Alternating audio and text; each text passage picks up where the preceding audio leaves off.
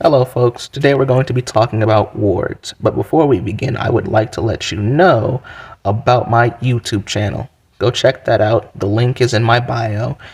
Go subscribe because I'm going to be making my first full-length video around 30 minutes to an hour and uploading it there. I hope you'll be there to join me, and I'd love to see you there, and it's a real good one, so you should check that out. Now back to the topic. Wards. Ward magic serves two primary purposes: to protect and contain. Now, when you make a ward, you need to have an understanding of geometry, mathematics, science, and a deep understanding of the environment. Wards are magical fields defined by anchors, and the amount of anchors you can have are basically limitless. You can use fire, burning fuels, chemicals, crystals, light set up in a pattern. Anything that gives you a geometrical shape that allows you to channel magic through it to create a field that will protect or contain something. If I wanted a really strong ward, I would use my blood.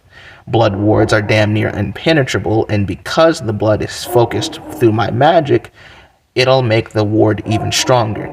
A simple anchor allows me to have pack a very potent magical punch when it comes to defense. Now, salt wards are another really common ward because that's element neutral. Now, we all know the classic 4 elements, fire, water, earth, air, wind, and then you have the equally classic 5 elements. You have fire, wood, metal, water, and earth. Those sorts of things. You use these elements and you manipulate them to create a magical field or a bounded field in which you can put the intention of protection or containing something. Now, most practitioners need to learn wards because they need to know how to protect their homes from entities. To create really strong wards, it takes more power, more anchors, and a really good understanding of geometry. You could make a ward to protect your house, and the more specific the ward is in protecting you, the stronger it'll be. Let's say I wanted to make a ward to keep off vampires. I would create the ward, I would set the intention of keeping away vampires, and because it only protects me from vampires, the ward would be super strong against protecting me from vampires, but nothing else. Or let's say I wanted to make a ward to keep away any stray cats.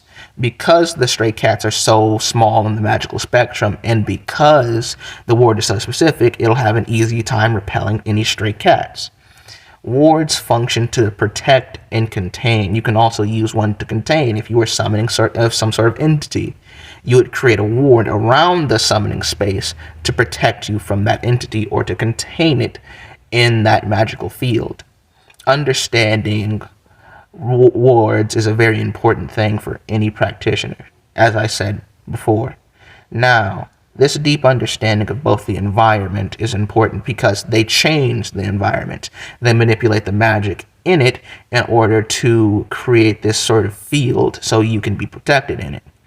There are also some stronger practitioners that can simply make a ward around themselves by focusing their magic and snapping it taut. But that's way harder. It's easier to simply use runes or your blood or bodily fluids to create a ward because that's easier to do.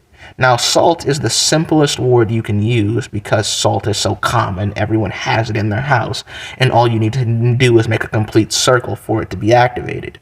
Salt is one of the main things you should start with. Now, I'll probably make a part 2 if you want me to. Leave it in the comments, like, share, follow, and please go check out my YouTube channel. I'll be uploading my first full-length video there. You guys have a nice day.